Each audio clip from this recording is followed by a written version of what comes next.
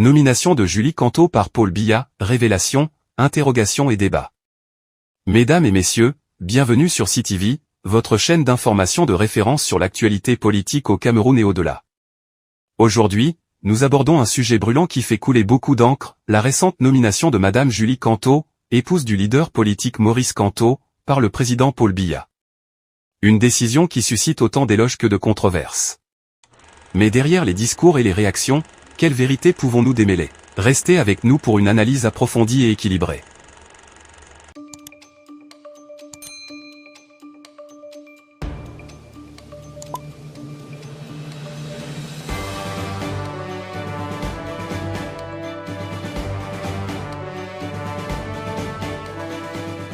La scène politique camerounaise vient une fois de plus de prouver qu'elle est aussi imprévisible qu'un orage en saison sèche.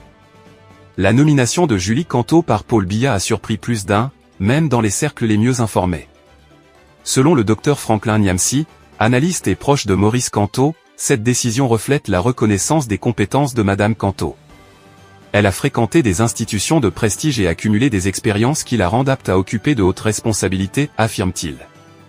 Mais cette décision soulève également des questions. Pourquoi cette nomination intervient-elle maintenant?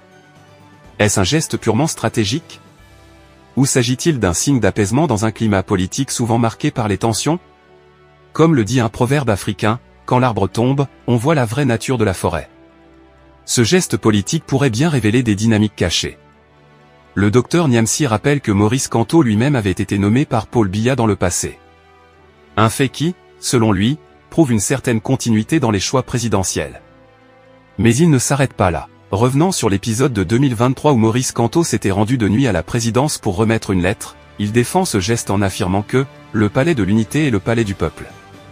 En d'autres termes, chaque Camerounais, quelle que soit sa position, a le droit de franchir les portes de cet édifice symbolique.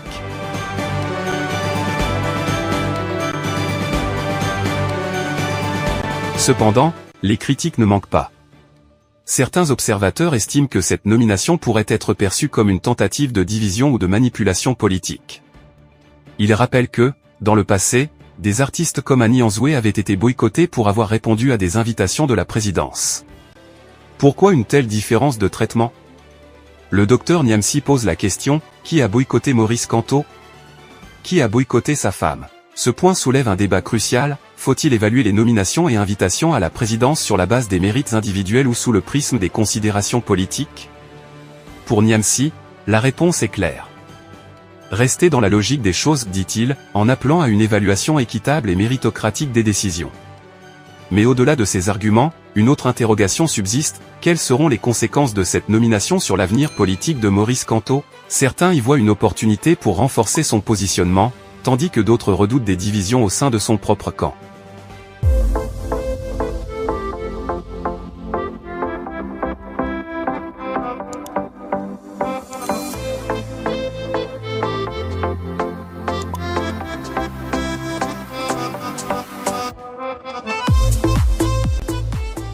Alors, chers spectateurs, qu'en pensez-vous?